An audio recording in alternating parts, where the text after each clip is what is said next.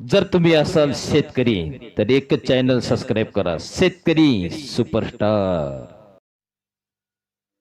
Hello hello. दारू पिणाऱ्याच्या बायकोच्या पायी नतमस्तक होण्याचं कारण मी याच्यासाठी नतमस्तक होतो, कारण चांगल्याचा संसार कोणी करेल भाऊ. आता आमच्या माळकऱ्याचे जे अध्यात्मात लोक आहे, आमचा नियम असतो की नाम घेता ग्रासोगासी तो नर जेवणही उपवासी. हा म्हणजे घासापरत देवाचं नाव आम्ही घेतो आणि आलिया भोगाशी असावे सादर, भाजीत मीठ असो नसो, म्हणजे आम्ही कांदा लिंबू काकडी बीट टमाटर लोणचं ठेसा काहीच मागत नाही बायकोला. आणि मग आमच्या बायका काय करतात, पाहुण्याला मीठ विचारतात. याचा नियम असतो जेवताना बोलायचं नाही. तिला वाटतंय घरचं येडं आहे, ती म्हणते पाहुण्याला मीठ कमी कसं काय झालं. आणि पिणाऱ्याच्या, आता तुम्हाला सांगतो, ही आवला जेवणाच्या पुढे येते पिऊन.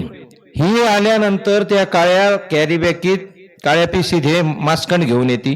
छत्रपतीच्या बाबासाहेबाच्या पुतळ्याच्या मंदात लोळती. त्याला पहिलं व्याख्यान देते.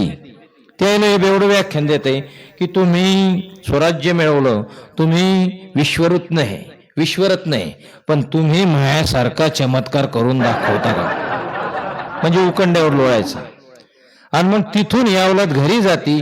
घरी गेल्याबरोबर म्हणते इमले, इमली तटकन उठी म्हणते बाई ते आले.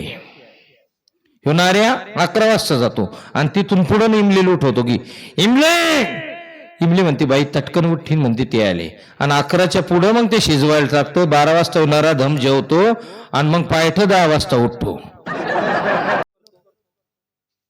आम्ही दारूची विनोद करतो.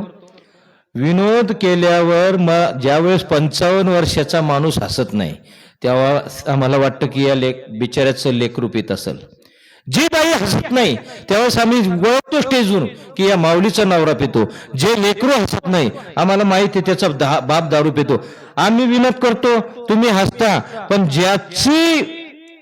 ज्या बायकोचा नवरा पितो, ज्या लेकराचा बाप पितो, ज्या बापाचा लेकरू पितं, त्याला विचारून पहा की ते किती अपमान असतो.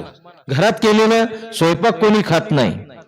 आणि दारू जे 36 प्रकारचे दुःख आहे ते सगळे दारू ते